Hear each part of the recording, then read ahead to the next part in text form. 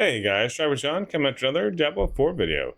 All right, so at this point, we have put a few hours into Diablo 4. As you can see, I leveled up to level 15 here.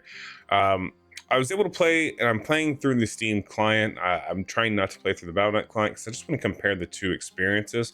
I did play for many hours on the Battle.net client, and it was very smooth as well. So I'm actually noticing zero difference between the two of them. On this video, what we want to talk about is there are a few changes that happened in Diablo 4 that I'm both happy about, and also some kind of general feelings because of some of these changes. It's kind of changed the dynamic of how you may want to play Diablo 4, how Diablo 4 really is played, as well as a few other possible insights that may help you, or maybe feelings that you also have, like I am having with Diablo 4.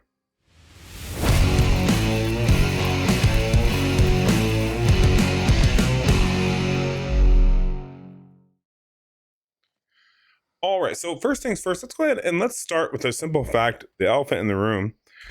Renown. So Renown was probably one of the most tedious grinds in the pre-season 1 and season 1, right? Like this was a major concern, major complaint. We all brought it up. None of us were happy about it. And the nice thing is they carried over, right? We don't have to do it again. So that makes this really nice. Now, as you can see here, these are all there. I no longer need to worry about my Renown.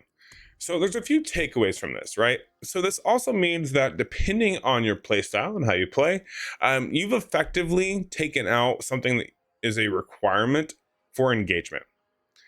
The reason why I bring this up is because if you are, let's say, you're a dad, right? You got a few hours to do a few things. It's nice to have one goal in mind that you want to try to achieve, right? Hey, I got very limited time. I got to do X, Y, Z. Because at the end of the day, you always want to make sure you have all your Paragon points. You want to make sure that you get all of these bottom rewards, right? Now, you only have to do them once, which is great. But for some of you, maybe you didn't already do this in the last season.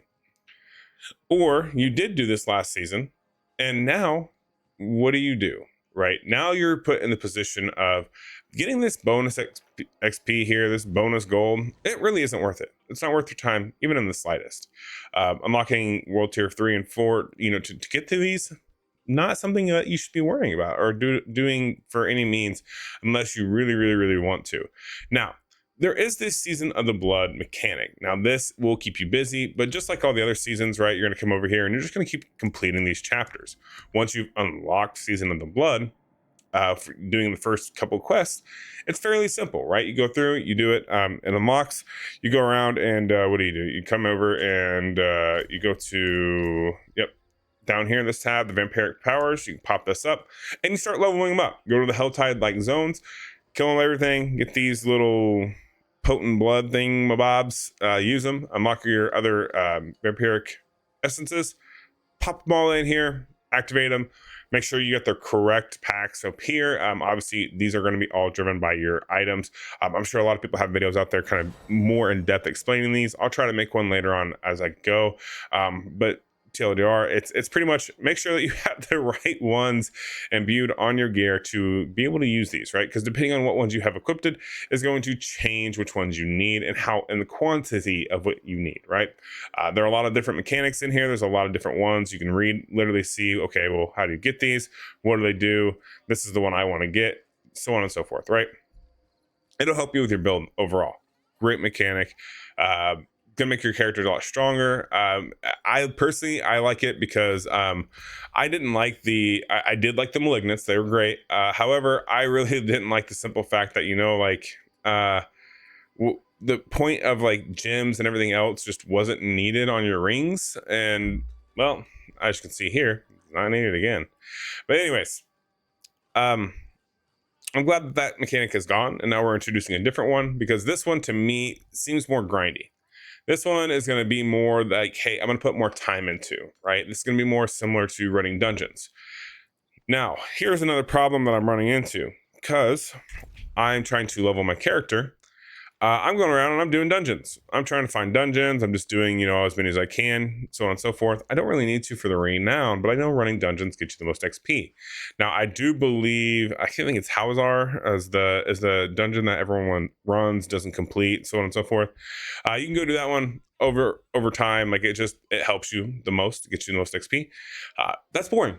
That's a very boring mythology. Like, I'm just throwing it out there. Like, Diablo 4 is more of a casual game.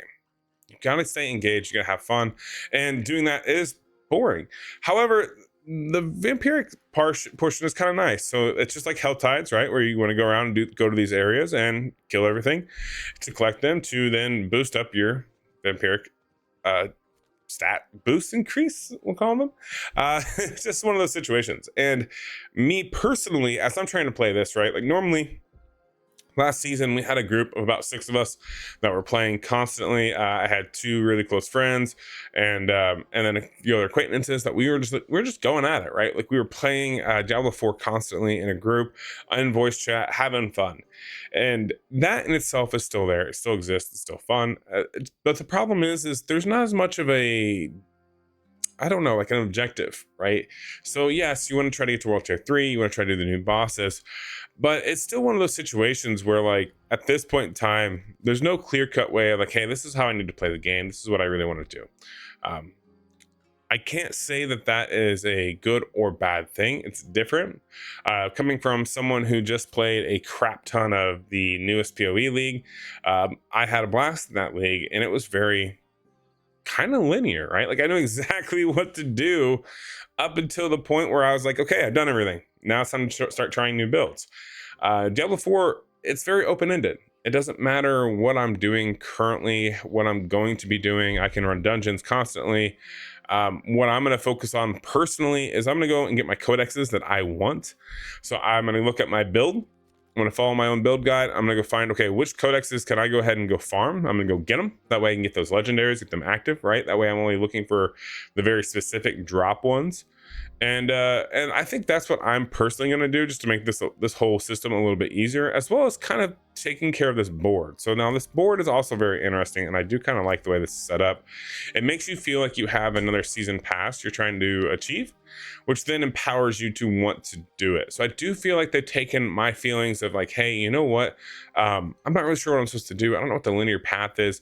They've actually taken it and kind of given you something towards that, right? Like that sort of gratification where like, hey, it's gonna be worth my time to go do this board because I'm gonna get X gold, or I'm going to get certain legendaries, right? It's just one of those situations where getting certain things from the drops is nice. But once again, it's gonna be, how do you want to play and how are you guys feeling? Myself, I'm playing it. I am enjoying this league. It's fun. Playing as my rogue. It's my favorite character anyways. Dot damage seems like it's definitely going to be the way to go for my personal build and for a lot of builds out there with the vampiric essences that are being modified and applied. But yeah, I mean, overall in general, seems to be doing good and great. It's just one of those where I'm kind of struggling myself to really find focus on, hey, this is what I really need to be doing right here and now.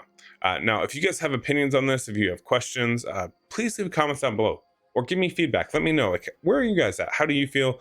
What are you doing? Are you still having fun? Are you just grinding? Are you doing the dungeons over and over again to go ahead and get your leveling, to get your Paragon board? Or are you trying to do these Helltide like events? Because I think that's where I'm going to start focusing on next, is starting to do more of the vampiric stuff and doing these Helltide like events. Because I think they're just going to be more enjoyable for myself, and I want to hurry up and level up my character. World boss minimum level is 35 right now, level 15, absolutely useless to even waste my time on there, and I want to make sure I get to the world boss, especially since it seems like it's spawning a lot faster, which is great. And yeah, that's kind of do it for this video. I don't want to keep it super long. Just want to kind of share you my thoughts on you know, how it's feeling, what's like, if maybe they missed the mark, maybe they didn't, by removing some of these mechanics that we used to have to follow. And yeah, looking forward to your guys' feedback. So that'll do it for this video. Have a good rest of your day. Peace.